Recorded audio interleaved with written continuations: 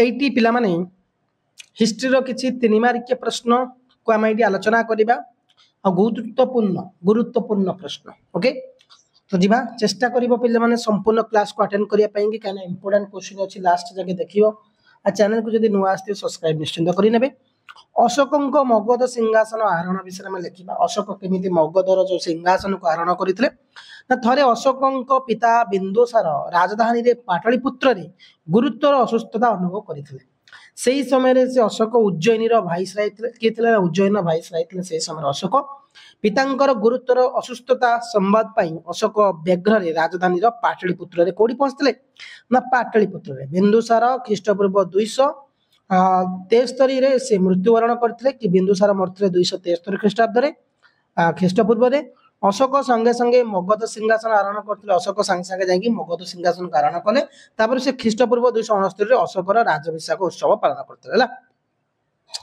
269 जो ख्रीष्टपूर्व थला सेतरे से अशोकंकर जो राजाभिषेक थला से उत्सवटा से पालन करथिले। नेक्स्ट देखंतु गौतम बुद्धंकर जीवनी ऊपर हम आलोचना करबा इछि। गौतम बुद्ध ना ख्रीष्टपूर्व 566 रे आधुनिक नेपाल स्थित कपिलावस्तु निकटवर्ती लुम्बिनी उपवन रे गौतम बुद्ध जन्मग्रहण करथिले कोडी ना 566 रे आ से नेपाल रे थिबा गोटा लुम्बिनी उपवन से जन्मग्रहण करथिले हला। शाक्य वंशर राजा सुदोधन और मायादेवी शाक्य वंश राजा ना थे पिता ना थे सुदोधन और मायादेवी यथाक्रमे तांकर पितामाता थिले। जन्म नेबार 7 दिन पर माता मायादेवी मृत्यु हेबारु गौतम को माउसी महाप्रजापति गौतम लालन पालन करथिले पिले आ जशोदरा बा गोपा नामनी एक सुंदरी कन्या सहित तांकर विवाह संपन्न होइतला कारण गौतम कर आ सी 19 वर्ष रे पिले राहुल नामक पुत्र संतान से देइथिले जनक एवं संसार प्रति विमुख होई से गृह त्याग कर सन्यास जाइथिले किए ना गौतम बुद्ध आ 35 माने 35 वर्ष रे से दीर्घ 6 वर्षर कठोर तपस्या साधना परी गौतम निरंजना नदी कूल एक अश्वत्थ वृक्ष तले मूल दिव्य ज्ञान बा बुद्धत्व प्राप्त होइथिले कोडी ना गोटे अश्वत्थ गछ मूल हला। तो नेक्स्ट क्वेश्चन देखिबा पिले माने कोन रहिछि इंपोर्टेंट प्रश्न आ टोटल पेज फोटो उठाइतला ना सेति पे के एमती पढिबा पड़िबो हला। गुप्त जुगर दर्शनटा कौन कि पिले ना बहु हिंदू बौद्ध दार्शनिक बहु हिंदू और बौद्ध दार्शनिक गुप्त जुगरे दर्शन साहित्यर अभिवृद्धि घटाई गुप्त जुगर जो दर्शन साहित्य अभिवृद्धि घटाई हिंदू दार्शनिक माने हेले ईश्वर कृष्ण और वात्सायन थे ईश्वर कृष्ण सांख्यकारिक और वात्सायन न्यायभाष्य ग्रंथ भी रचना करते से समय बौद्ध दार्शनिक माने थे असंग दिग्नाग वसुबधु बुद्ध घोष धर्मपालन आ जो बुद्ध घोष 8 कथा ये बुद्ध घोषटी कौन होता पे ना 8 कथा असंग सूत्र जो अलंकार जोग चार भूमिशस्त्र वसुबंधु गाथा संग्रह परमार्था संपत्ति और दिग्नाथ तर्कशास्त्र सूचना करते। जैन दर्शन ग्रंथ मानक मध्य उमा सात्विक तत्व अर्थादि गम सूत्र एवं सिद्ध सेनक न्याय अवतार ये दुईटी अमूल्य ग्रंथ माने कौन कौन सब ग्रंथ लिखी अभ्रांत घोषणा कौन थी पे बहुत इंपोर्टेंट प्रश्न पे अभ्रांत ना देशर विवादपूर्ण समस्या समाधान माने जो देश में सब विवाद देखा जाउची से विवादपूर्ण समस्या समाधान पे उलेमा माने न करिया अकबर चाहिए पे है अकबर चाहूले मस्जिद संक्रांति क्षमतार मस्जिद संक्रांति आउ कौन ना शेख मुबारकर परामर्श क्रमे कही ना शेख मुबारकर परामर्श क्रमे अकबर फतेहपुर सिक्री ठारे कौन पे ना फतेहपुर सिक्री ठारे अवस्थित जुमा मस्जिद रे खुतुआ पाठ करते से अल्लाह अकबर उच्चारण करते कौन थी ना ये अच्छी कुतुबा पठन 2 मास पर अकबर निर्देश रे शेख मुबारक अभ्रांत घोषणा नामक एक स्वतंत्र निर्देशन प्रकाश करते यार अर्थ हूँ अकबर इच्छा कले धर्म संपर्कित नूतन आदेश प्रदान करें समग्र देशर ग्रहण करने से कहते पे पे उलेमा माने बाध्य होई अकबर को इमाम ई आदिल उपादान प्रदान करते पे किताब उल हिंद को विषय लिखा कौन था किताब उल हिंद पिले बहुत इंपोर्टेंट प्रश्न देखते ये किताब उल हिंद पिले ना किताब उल हिंद पुस्तक राष्ट्रदूत आल्बेरुनीकर एक बलिष्ठ कृति जहाँ से 1301 ख्रीष्टाब्द गजनी थिला बेले लिखिते पे 3 मार्किया प्रश्न हिस्ट्री एग्जाम पे कि आरबिक भाषा लिखित पुस्तक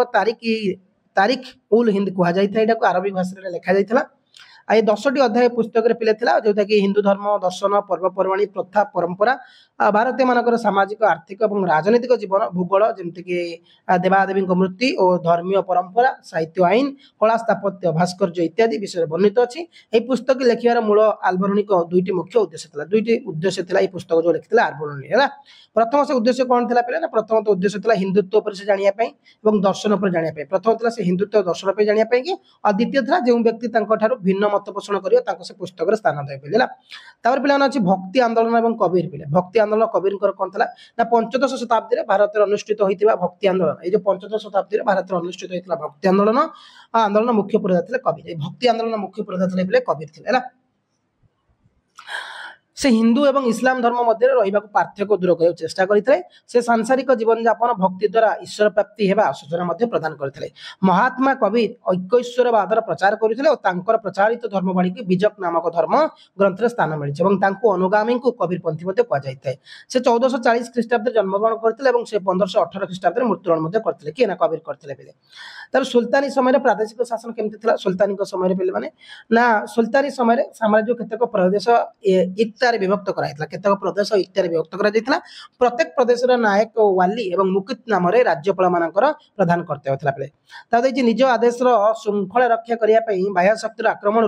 प्रदेश को रक्षा कर राज्यपाल प्रधान कर्तव्य था आ राज्यपाल माने निजस्व खर्च एक सैन्य बाहिनी गठन कर आवश्यक समय सुल्तानी को साहाय्य करते से समय से प्रदेश राजस्व आदाय कर निजर राजस्व शासन खर्च तुलाइबा पर बड़का अर्थ को से सुल्तानी प्रदान करते प्रादेशिक विचारपति भाव में राज्यपाल केतक गुरुत्वपूर्ण मकदमा विचार करते पे आसला बक्सी जगबंधुकर वंश परिचय जमीदार विषय लिखा बक्सी जगबंधुकर वंश परिचय जमीदार पे कौन था ना बक्सी जगबंधु विद्याधर ब्रह्मवर राय माने विद्याधर ब्रह्मवर राय और महापात्र खोर्धा राजा बक्सी प्रधान सेनापति थे